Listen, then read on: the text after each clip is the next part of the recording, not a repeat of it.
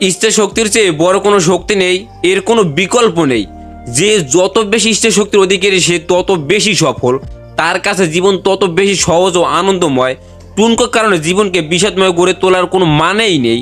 জীবন অনেক সুন্দর, তাতে কাটার আঘাত আসতেই পারে। সেই আঘাতে নিজেকে ব্যর্থ ভেবে বসে থাকলে চলবে না। জীবনকে সৌন্দর্যময় করে তোলার পথে কাটা পেছানো থাকলে সেখানে কি থেমে যেতে হবে? মোটেই না, কাটা সরিয়ে সামনে এগোতেই হবে। পায়ে কাটা বিঁধলেও পিছু পা হওয়া যাবে না। এজন্য নিজের ইচ্ছা শক্তিটাকে আরো একটু শান দিতে হবে। ইচ্ছা শক্তি কিন্তু মানুষের জীবনের শক্তি। এই শক্তি মানুষকে বাঁচিয়ে রাখে, সামনে চলার পথ বদলে দেয়, হতাশা কাটিয়ে মানুষ সাফল্যর দিকে এগিয়ে যায়।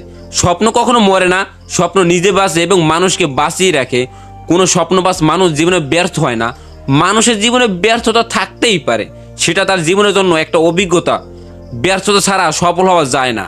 যেখানে ব্যর্থ হয় সেখান থেকেই ঘুরে দাঁড়ানোর পথ খুঁজে পায়। ইচ্ছা শক্তি মানুষের শারীরিক ও মানসিক শক্তি বাড়িয়ে দেয়। ইচ্ছা শক্তির বলেই একজন ক্যান্সার আক্রান্ত রোগীও জীবন ফিরে পায়। মরার আগেই কেউ যদি মরে যায় তাকে কেউ বাঁচিয়ে রাখতে পারে না। ভয়ঙ্কর বিপদেও ইচ্ছা শক্তি মানুষকে পথ দেখায়। কাজেই যে কোনো বিপদেই সামনে আসুক তা মোকাবিলার জন্য নিজের ইচ্ছা শক্তিকেই কাজে লাগাতে হবে। বিপদে পড়লে হতাশ হওয়া যাবে না, ভয় পাওয়া যাবে না। ভয় কিংবা হতাশা একটা রোগ। এই রোগে পেলে মানুষ দিশে হারিয়ে ফেলে। হতাশা ইচ্ছা শক্তিকে দমিয়ে রাখে, পিছন থেকে মানুষকে টেনে ধরে, সামনে আগানোর পথ রোধ করে দেয়।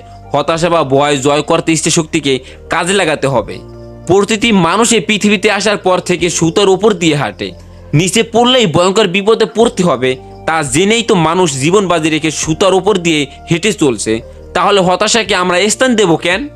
হতাশা বা ভয় শব্দটিকে চিরতরে জীবনের ডিকশনারি থেকে বাদ দিতে হবে।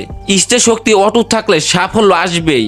কোনো কাজে বাধা আসলে কিংবা সফল না হলে আমরা ভাবি সব বুঝে শেষ হয়ে গেল। জীবনে ব্যর্থতাই যদি না থাকে তাহলে সাফল্যের গুরুত্ব কোথায়? ইচ্ছা শক্তি মানুষকে কাজের মধ্যে ডুবিয়ে রাখে, আর কাজ মানুষকে সফল মানুষে পরিণত করে। মহান সৃষ্টিকর্তা মানব জাতির উদ্দেশ্যে বলেছেন যে মানুষ নিজেকে সাহায্য করে, আমি তাকেই সাহায্য করি। এর মানে হচ্ছে ঘরে বসে থাকলে সাফল্য কোনো দিনও ধরা দেবে না। কাজে ঝাঁপিয়ে পড়তে হবে, ঝুঁকি নিতে হবে, সাহসী সিদ্ধান্ত ও পদক্ষেপ নিতে হবে, তাহলে সাফল্য এসে ধরা দেবে।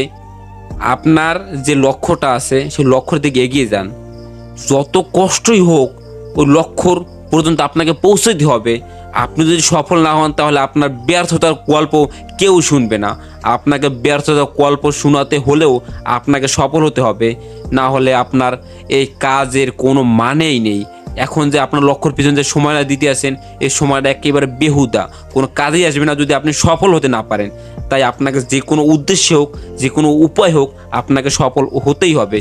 সফল হতে পারলেই আপনার জীবন নিয়ে মানুষ আলোচনা করবে, আপনার জীবনই পড়বে।